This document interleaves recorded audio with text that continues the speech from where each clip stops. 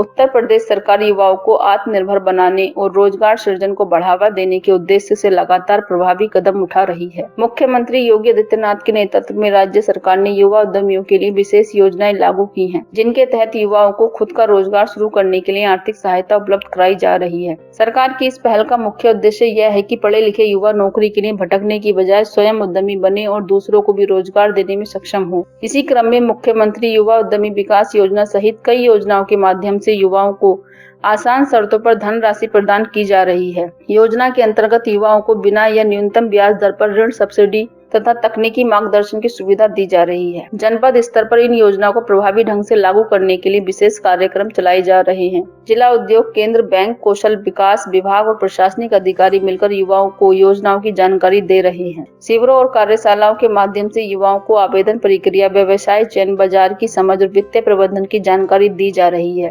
मुख्यमंत्री योगी आदित्यनाथ जी ने युवाओं से आह्वान किया है कि वे सरकार की योजनाओं का लाभ उठाकर अपने सपनों को साकार करें। उन्होंने कहा कि प्रदेश का युवा ही उत्तर प्रदेश की सबसे बड़ी ताकत है और सरकार हर कदम पर उनके साथ खड़ी है। मुख्यमंत्री ने यह भी स्पष्ट किया कि ईमानदारी से काम करने वाले युवाओं को धन की कमी आड़े नहीं आने दी जाएगी। यह पहल न केवल बेरोजगारी को कम करने में सहायक सिद्ध हो रही है, बल्कि प्रदेश की अर्थव्यवस्था को भी मजबूत बना रही है।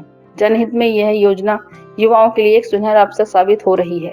नए उद्यमियों के लिए भी हमने सीएम युवा के नाम पे एक नई स्कीम निकाली है, जिसमें हम लोग पहले वर्ष में कोई अपना नया उद्यम स्थापित करना चाहता हो तो 5 लाख तक का लोन गारंटी मुक्त और इंटरेस्ट मुक्त उसको उपलब्ध करा रहे हैं। यानी गारंटी भी सरकार देगी और उसका ब्याज भी सरकार उपलब्ध करवा रही है।